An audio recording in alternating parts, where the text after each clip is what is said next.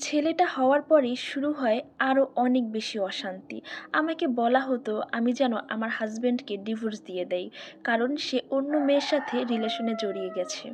পরের ঝামেলাটা শুরু হয় ২০১০ সালে।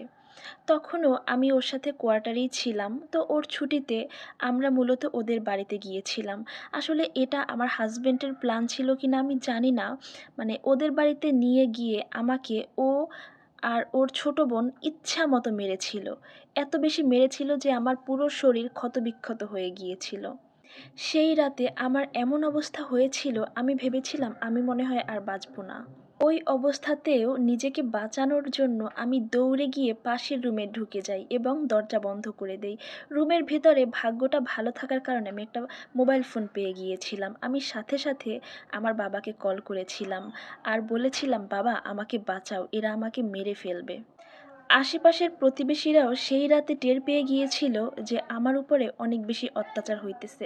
তারা সাথে সাথে পুলিশে কল দেয়। আর আমি যেহেতু আমার বাবাকে কল করে সব জানিয়েছি, আমার বাবাও থানায় কল দিয়েছিল।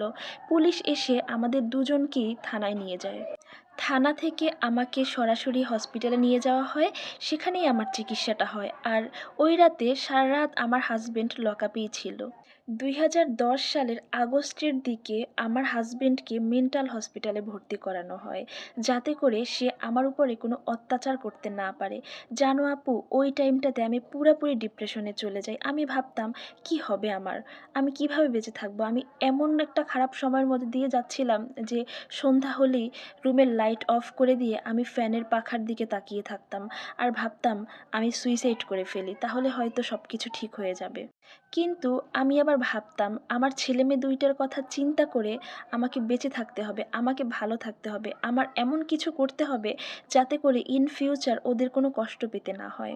এরপরে ২০১১ সাল থেকে আমার জীবনে পরিবর্তন আসতে শুরু করে।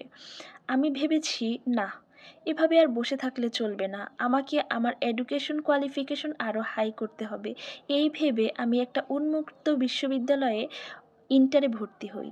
এরপর আমি একটা ন্যাশনাল ইউনিভার্সিটি থেকে ইংলিশে অনার্স কমপ্লিট করেছি। এখন আমি এলএলবি করতেছি, রানিং সেকেন্ড ইয়ার। জানো আপু, এখন আমার দুঃখগুলো ঠিক আগের মতো অনুভব হয় না। কারণ এখন আমি যখনই কোর্টে যাই, তখন আমি দেখি আমার থেকে অনেক দুঃখী দুঃখী মেয়ে কোর্টে আসে। তো এখন আমি ভালো থাকতে শিখে গিয়েছি।